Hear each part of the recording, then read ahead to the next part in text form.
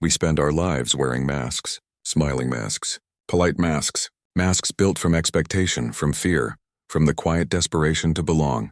From the moment we are born, the world starts shaping us into something it understands: a citizen, a student, a worker, a believer. We are told what is right, what is wrong, what is good, and what is evil. We are told who we are before we ever get the chance to ask. And so slowly we forget that question. We forget the raw, untamed voice buried within us. We forget ourselves. But there comes a moment, subtle, quiet, but shattering, when the mask begins to suffocate. It starts to crack under the pressure of your own heartbeat. You begin to feel the weight of the person you've pretended to be. Every word you speak feels rehearsed. Every smile feels painted on. Every achievement feels hollow. And deep inside something whispers, "This is not who I am." That whisper is your soul remembering its own name. Nietzsche called this the first awakening, the death of the mask.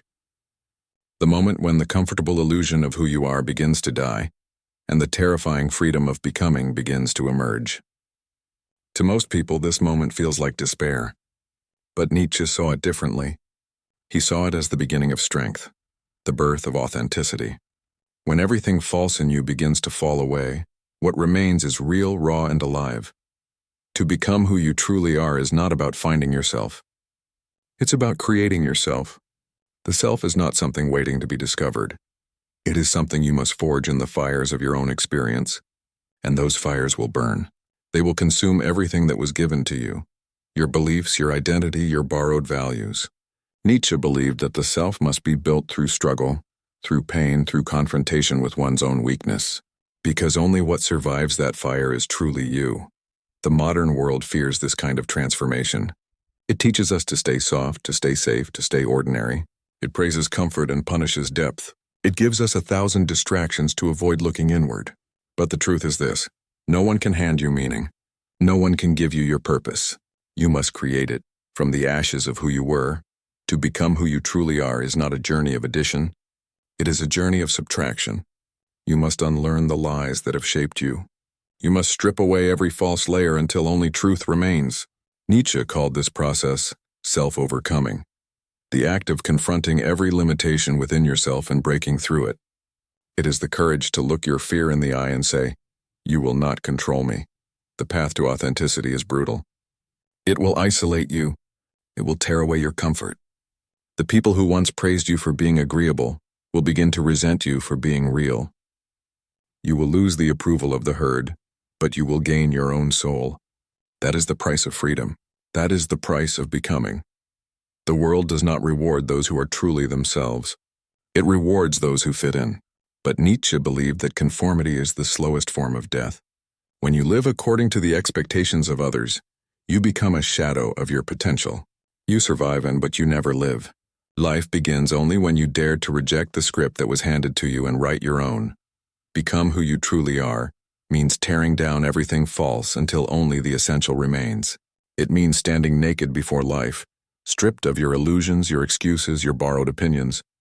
It means asking with full honesty, who am I when no one is watching? Who am I when all titles, roles, and masks fall away? The answer will not come from the outside. It will rise from the depths, slowly, painfully, but unmistakably. To Nietzsche, this journey required what he called the will to power. Not power over others, but power over yourself. The will to rise beyond your weakness, your fear, your despair. It is not the loud power of domination, but the quiet, steady strength of becoming unbreakable. The will to power is the force that turns pain into fuel, loss into growth, and chaos into creation. It is the decision to take responsibility for your own existence, fully, brutally, completely. The world is full of people who have never met themselves. They chase success, fame, validation, anything to escape the silence within. But if you truly wish to become who you are, you must walk into that silence. You must stand alone long enough to hear your own voice again. You must face the abyss, as Nietzsche said, and learn to smile back at it. Only then will you realize that the abyss was never your enemy. It was your reflection, the part of you waiting to be reborn. Every great transformation begins with destruction, the destruction of illusion, of comfort, of safety. You must die to who you were to become who you are. This is not metaphorical. It is psychological, spiritual death. And from that death, a new being emerges, stronger, freer, more alive. Nietzsche saw this as the highest form of existence, the individual who dares to say yes to life in all its chaos and cruelty, and still creates beauty from it. You cannot become yourself without pain. You cannot awaken without loss. To grow is to suffer, and to survive that suffering is to gain wisdom. Nietzsche understood that suffering was not a curse, but a necessity. It burns away what is weak, revealing the strength beneath. The person who avoids suffering avoids life. The one who embraces it transforms. This is the paradox of becoming. You must lose yourself to find yourself. You must walk through the fire to see what remains. The self you seek is not found in comfort, and it is born in struggle. You will fail. You will fall. You will question everything. And that is exactly how it should be. Because every fall teaches you what you are not, and every rise brings you closer to what you are. The world will tell you to stay as you are. It will whisper that change is dangerous, that rebellion is selfish, that comfort is happiness. But you must ignore those voices. They belong to those who gave up on themselves. The path of becoming is lonely, but it is the only path worth walking. Because once you have seen who you can be, you can never go back to pretending. To become who you truly are is to live in constant creation. It is to treat every day as a chance to shape yourself into something greater. You are the sculptor and the stone. Every choice, every failure, every heartbreak, and all of it is a chisel carving your soul into form. The process never ends, because becoming yourself is not a destination. It is a lifelong act of creation. So when you feel lost, when you feel broken, when everything you believed collapses, remember this: you are not falling apart. You are falling open. The old you is dying so that the real you can live. The pain is not punishment, it is birth. Nietzsche once wrote, "One must still have chaos in oneself to give birth to a dancing star." That chaos within you, the doubt, the fear, the longing, that is the raw material of creation. Do not silence it. Do not escape it. Learn to dance with it. Because your chaos is your power. It is the storm that will shape you into something unshakable. And one day, when you have burned through every illusion, when you have faced every fear, you will stand before yourself, raw, wounded, but free. You will look into your own eyes and recognize what you have become. Not perfect, not pure, but real. That is what it means to become who you truly are. There is a point on every great journey where the road disappears, where the old self dies, but the new self has not yet been born. It is the in-between, the fire. Most people run from it. They mistake the heat for destruction, when in truth it is transformation. Nietzsche called it self-overcoming, the process of turning one's own weakness, fear, and pain into fuel for growth. He believed that the greatest act of creation is not building monuments or winning battles. It is conquering yourself. Every obstacle you face in life is an invitation to overcome. Every failure whispers, "Rise again, but stronger." Every heartbreak says, "Now learn to love deeper." Life is not testing you. It is shaping you.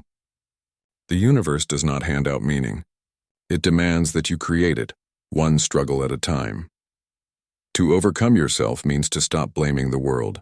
It means to see that the enemy you have been fighting lives within your own reflection. It means realizing that no amount of external change, money, status, approval, will ever fill the void that only courage can fill. The battlefield is internal. The war is spiritual. When Nietzsche spoke of the will to power, he did not mean domination over others. He meant mastery of the self, the quiet authority of someone who has faced his demons and learned to command them. Power is not cruelty. Power is clarity. Power is knowing who you are and acting from that knowledge without apology.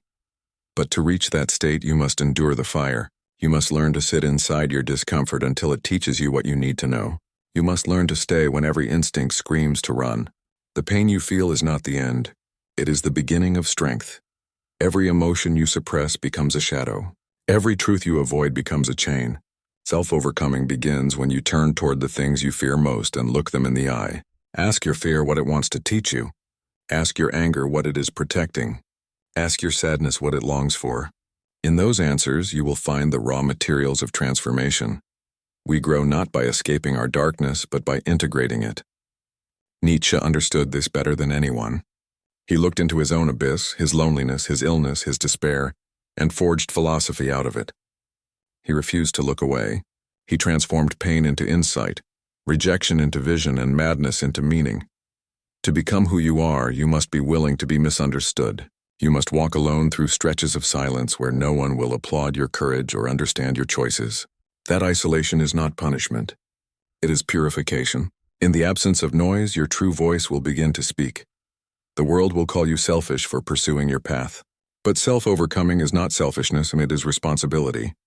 The responsibility to make something beautiful out of your existence.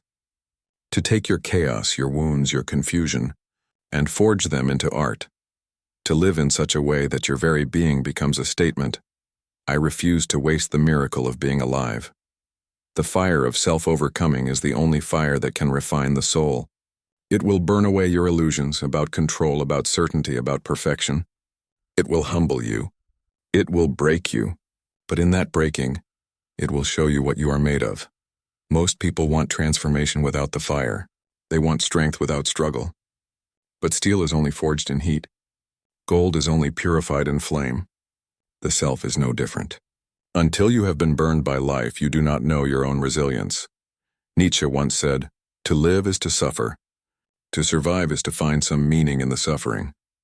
This is the essence of self-overcoming, to take suffering and make it serve you. To turn every fall into a step, to look back on your scars and say, "These are the proof that I lived fully." You will be tempted to give up. You will feel lost and defeated.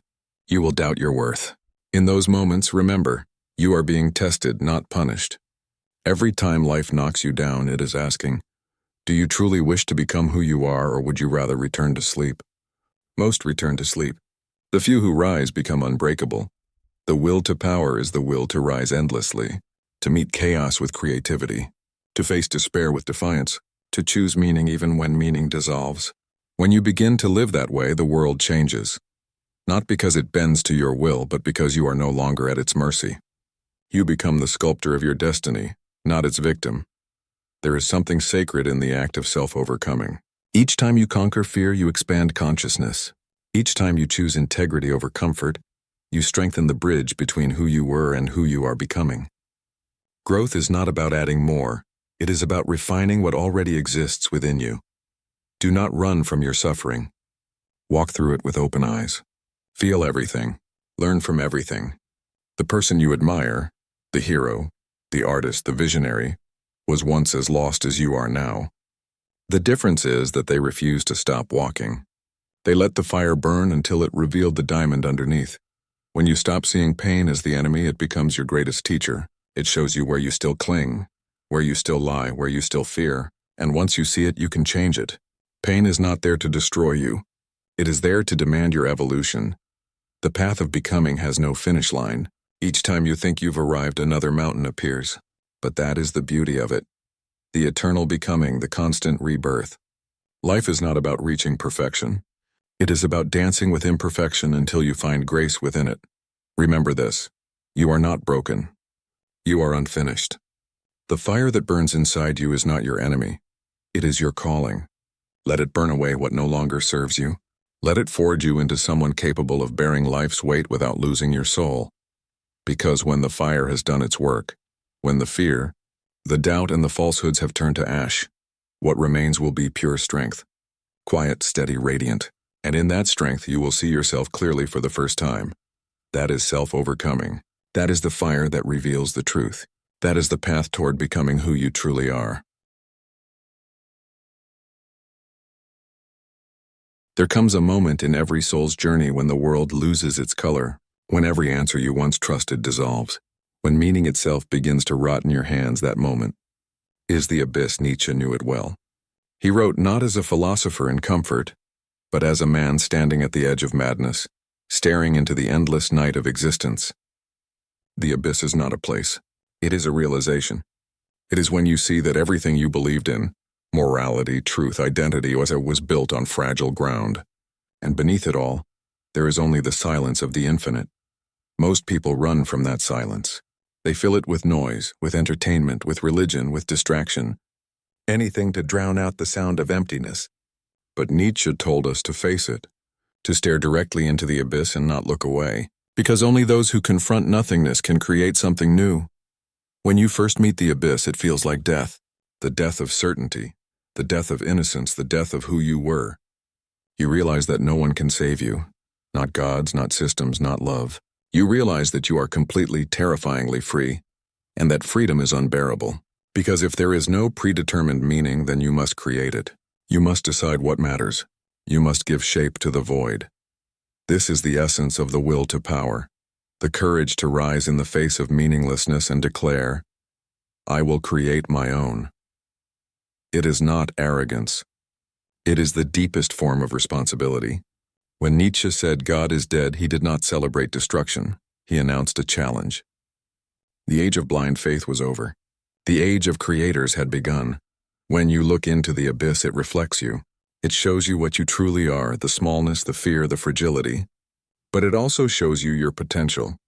Because when everything external is stripped away, what remains is the raw force of life itself. The will to live, to grow, to overcome.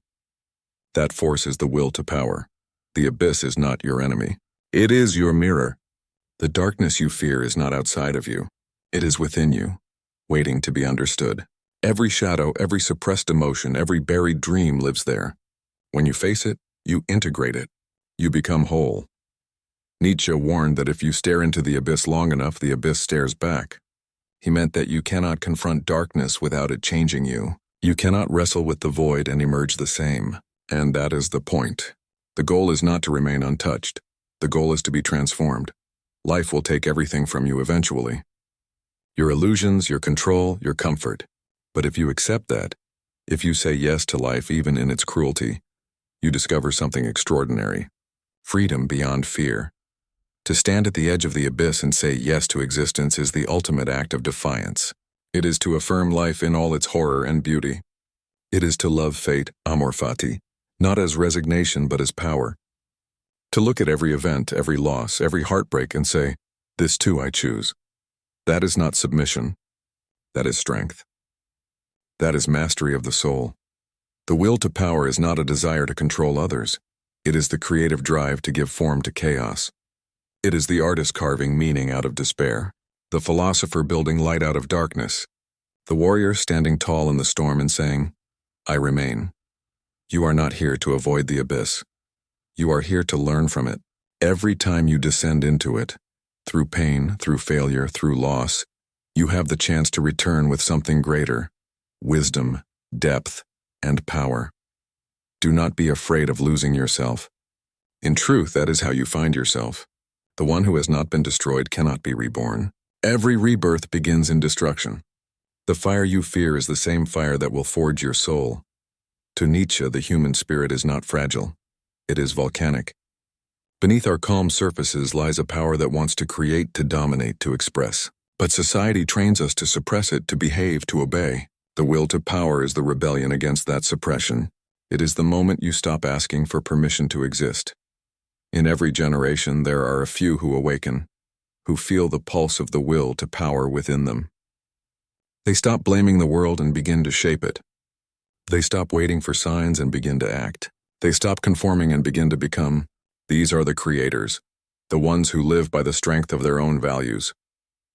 Nietzsche believed that this was the destiny of humanity, to move beyond the herd, beyond comfort, beyond dependence, to create a new kind of being, the Übermensch, the one who has conquered the self, faced the abyss, and turned it into art.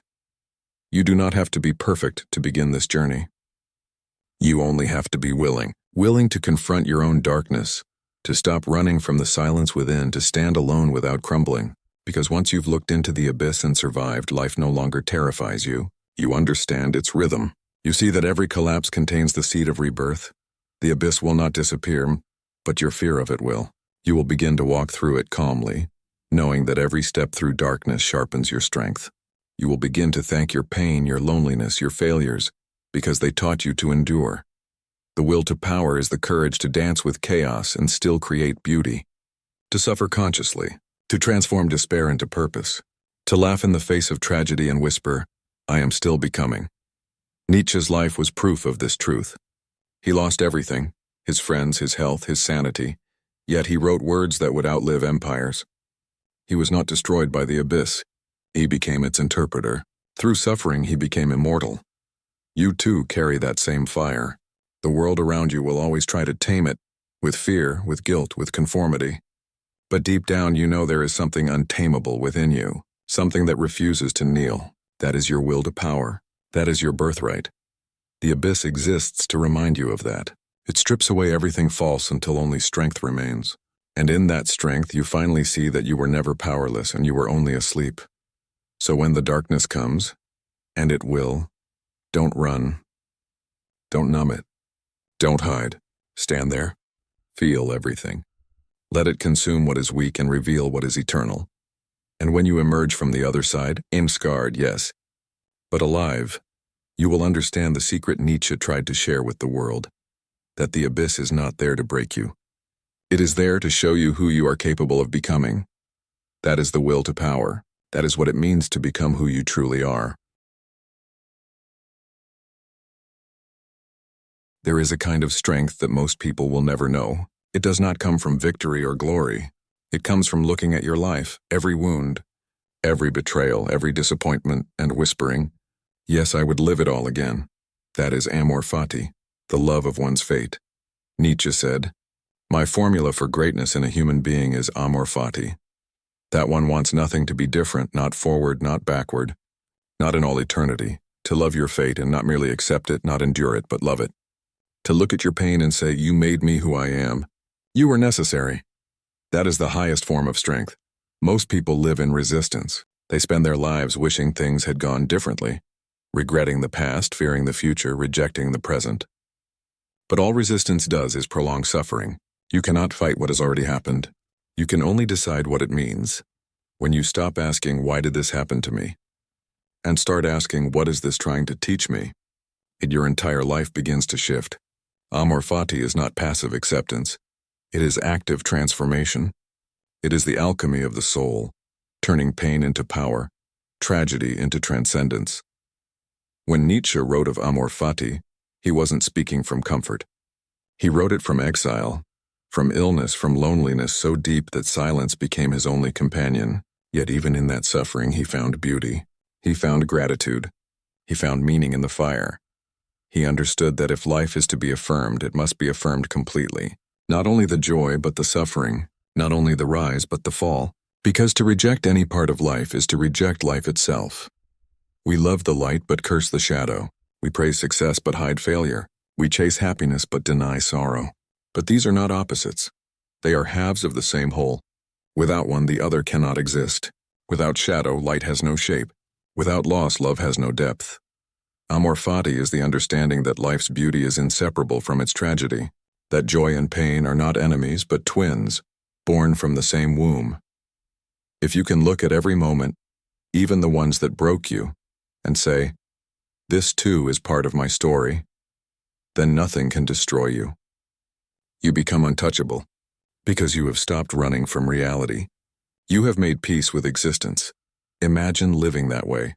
Without resentment, without fear, without bitterness, to be able to say, whatever happens, I will turn it into something meaningful. That is freedom. It doesn't mean you never feel pain. It means pain no longer owns you. You have absorbed it into your being and it has made you vast. The weak spirit says, I wish this had never happened. The strong spirit says, because it happened, I became who I am. There is a quiet beauty in that strength. A kind of serenity that comes from radical acceptance. When you stop fighting fate, you stop suffering twice. You will still bleed. You will still lose. You will still grieve, but you will not collapse. Because beneath it all, you will know this is life. Raw, unfiltered, magnificent. Nietzsche believed that this attitude, amor fati, was the key to overcoming nihilism. If you can love existence not only when it smiles, but when it burns, then you have transcended despair. You have become the master of your life, not its victim. Think of the most painful thing that ever happened to you, the thing you wish you could erase. What if that event was not a curse, but a seed? What if it planted the roots of your future strength? Every hardship hides a lesson. Every loss carries wisdom. Every ending conceals a beginning. The world is not cruel, it is indifferent, but you have the power to turn indifference into meaning. Amor fati is not for the faint of heart. It requires surrender. Not the kind that gives up, but the kind that opens up. It is to say, I do not control the storm, but I will become the storm. When you live with amor fati, every experience becomes sacred. Success and failure become equally valuable. Pleasure and pain become equally profound. Because all of it, every single breath, every single wound, belongs to your becoming.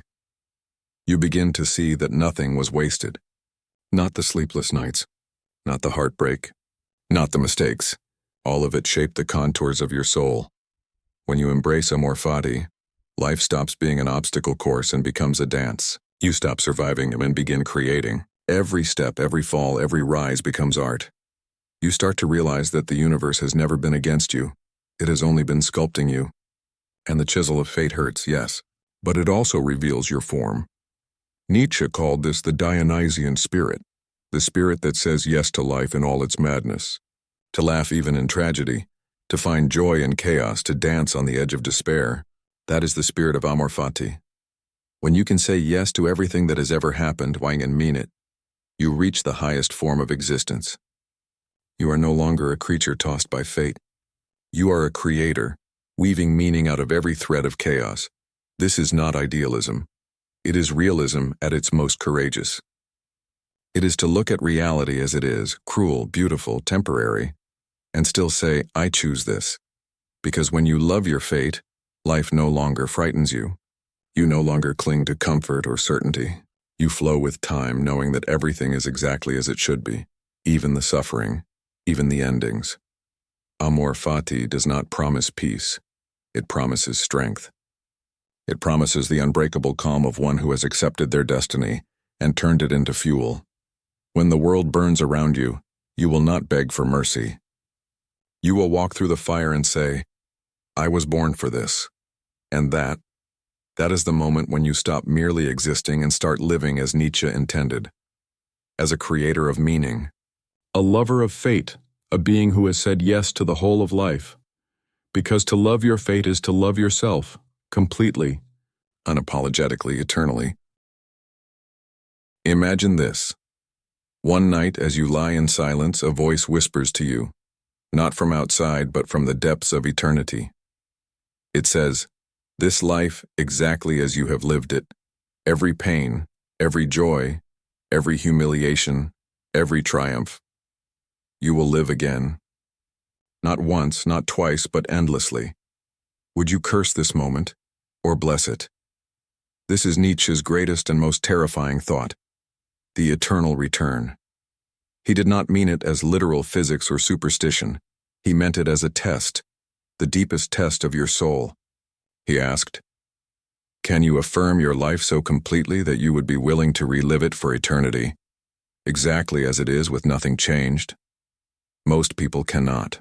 Most would scream in despair at the thought, because their lives are filled with regret, resentment, and half-lived days, because they have lived for approval, for comfort, for tomorrow, never for now. But if you could say yes, if you could look at your life and say, I would do it all again, then you have reached the highest form of affirmation. You have become one with life itself. That is the essence of Nietzsche's philosophy. Not to escape suffering, but to embrace it so deeply that even eternal repetition becomes a kind of joy. Think about it. Every moment you live is irreversible. Every word you speak, every decision you make, echoes forever in the corridors of time. So live as though you must repeat this day 1,000 times. Would you still waste it? Would you still silence your soul to please others? Would you still hide your fire to avoid being misunderstood? If not, then why do it even once? The eternal return is not about fear, it is about awakening. It reminds you that this moment is not disposable, that your life is not a rehearsal, that every heartbeat is a command to live more intensely, more truthfully, more freely. If everything must return, then nothing is insignificant. Every gesture matters. Every choice reverberates through eternity.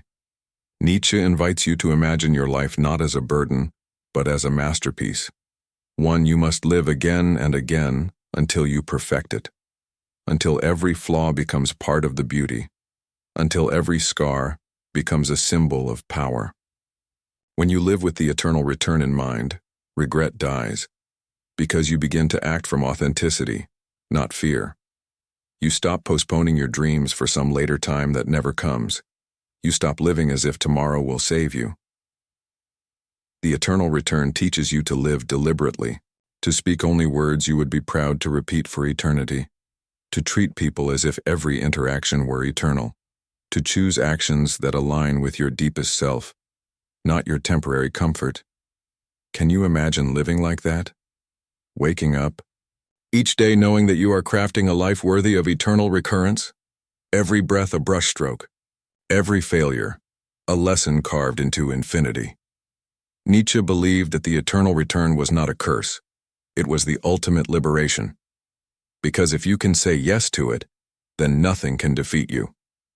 You have reconciled with existence completely. You have transcended both hope and despair. You have become one with life itself. This is what it means to be the Overman. Not a god, not a tyrant, but a creator who dances with fate, who sculpts meaning out of chaos, who transforms suffering into song. The eternal return is your mirror. It asks, are you living in such a way that you would gladly live this moment again, forever? If not, then change. Not tomorrow. Not when it's easy. Now. Because someday is the greatest lie ever told. There is no someday. There is only this breath, this decision, this chance to begin again. To live as if time repeats eternally is to stop waiting for life to begin. It is to understand that you are already in the middle of eternity. You are not heading toward meaning. You are creating it right now in every act of courage, in every act of truth. Imagine the power of such a life. To walk through suffering and still say yes. To fall and rise, again and again, and never lose your will. To look at the stars and whisper, repeat it. I would live it all again. That is not despair. That is glory. That is the strength Nietzsche saw as the highest form of human greatness. The eternal return is not punishment. It is the ultimate test of love, love for your own existence. And when you pass that test, you become unstoppable. Because nothing can harm the one who has embraced everything. When you live this way, you stop running from life. You stop searching for meaning and start embodying it. You stop asking, what is the purpose of all this, and start saying, I am the purpose, because that is the truth Nietzsche left us. The world does not give you meaning. You give meaning to the world. You are the artist of your destiny, the sculptor of your soul, the author of your eternity. Your life is your creation. Live it so fully, so fearlessly that you would choose it again endlessly. And when the voice of eternity comes to you one night and whispers, this life, as you have lived it, you will live again and again, you will smile and say, yes, I would not change a single thing, because in that moment, you will have become what Nietzsche always meant when he said, become who you truly are.